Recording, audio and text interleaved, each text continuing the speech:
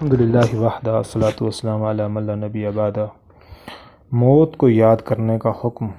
حضور اکرم صلی اللہ علیہ وسلم نے ارشاد فرمایا کہ تم قبرستان جایا کرو، کیونکہ قبرستان موت کو یاد دلاتا ہے، اس سے عبرت حاصل ہوتی ہے۔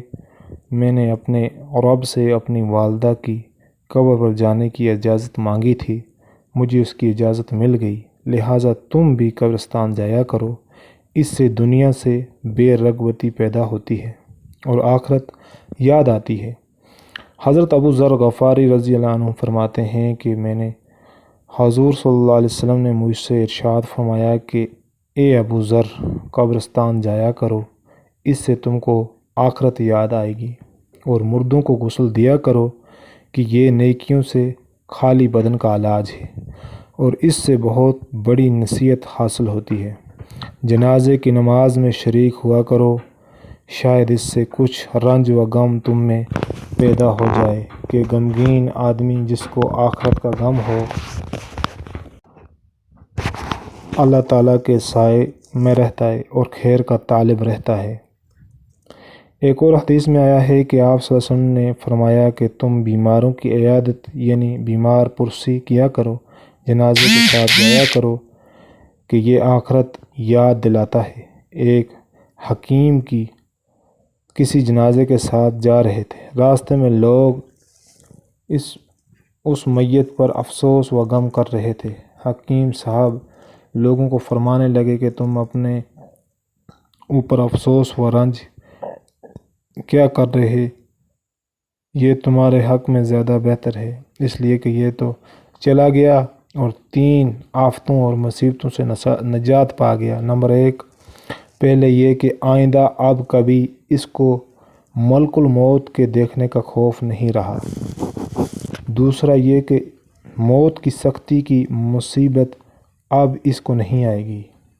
تیسرا یہ کہ برے خاتمے کا خوف اس کو ختم ہو گیا، لہٰذا اب تم اپنی فکر کرو، یہ تینوں سخت منزلیں تم پر آنے کو باقی ہیں۔ حدیث شریف میں ہے کہ ایک نوجوان مجلس میں کھڑے ہوئے اور عرض کیا کہ اے اللہ کے رسول صلی اللہ علیہ وسلم، مومنوں میں سب سے زیادہ سمجھدار کون ہے؟ تو آپ صلی اللہ علیہ وسلم نے ارشاد فرمایا کہ موت کا کثرت سے یاد کرنے والا اور اس کے آنے سے پہلے ہی اس کے لیے بہترین تیاری کرنے والا۔ کسی نے عرض کیا کہ یا رسول اللہ صلی اللہ علیہ وسلم، اسلام کا نور سینے میں داخل ہونے کی کیا علامت ہے؟ تو آپ صلی اللہ علیہ وسلم نے ارشاد فرمایا کہ اس دھوکے کے گھر یعنی دنیا فانی سے دوری ہونا، یعنی ہمیشہ رہنے والے گھر آخرت کی طرف جانے اور موت آنے سے پہلے اس کی تیاری کرنا۔ حضرت ابن عمر رضی اللہ تعالیٰ عنہ فرماتے ہیں کہ ہم 10 آدمی، جن میں ایک میں بھی تھا، جناب رسول اللہ صلی اللہ علیہ وسلم کی خدمت میں حاضر ہوئے۔ ایک انصاری صحابی رضی اللہ عنہ نے حضور صلی اللہ علیہ وسلم کی خدمت میں یہ سوال پیش کیا کہ یا رسول اللہ صلی اللہ علیہ وسلم، سب سے زیادہ سمجھدار اور سب سے زیادہ محتاط آدمی کون ہے؟ تو آپ صلی اللہ علیہ وسلم نے ارشاد فرمایا، جو لوگ موت کو سب سے زیادہ یاد کرنے والے ہوں، یہی لوگ ہیں جو دنیا کی شرافت، بزرگی اور آخرت کا اعزاز و مرتبہ لے اڑے۔ حدیث شریف میں ہے کہ رسول اللہ صلی اللہ علیہ وسلم نے فرمایا ہے کہ لذتوں کو توڑ دینے والی چیز یعنی موت کو کثرت سے یاد کیا کرو۔ غرض یہ کہ موت کو یاد رکھنے سے انسان کی امیدیں کم اور نفس کم ہو جاتا ہے۔ موت کی تیاری رکھنے کی وجہ سے اس دنیائے فانی اور ناپائیدار سے بے رغبتی اور دوری ہونے لگتی ہے۔ موت کی یاد اور تیاری آدمی کو مال کی ذاتی طمع اور جمع، بہت حرص اور لالچ سے بھی روکنے والی چیز ہے۔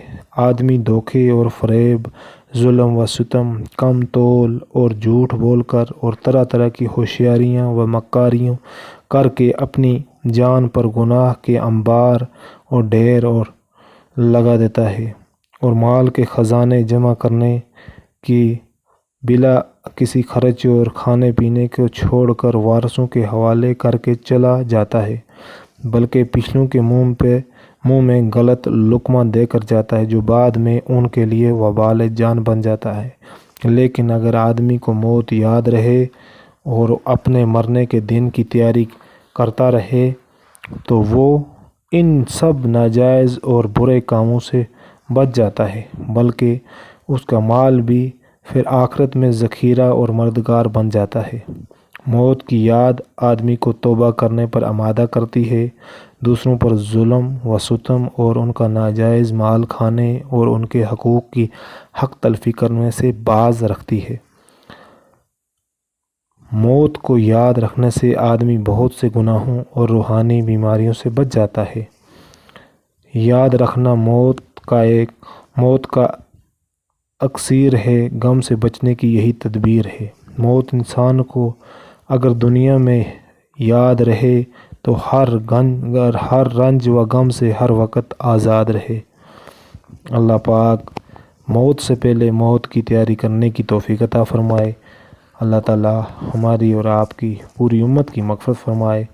وصلی اللہ تعالی علی خیر خلق نور عرش محمد وعلی آلہ وصحبہ اجمعین برحمتک یا ارحم الراحمین، آمین۔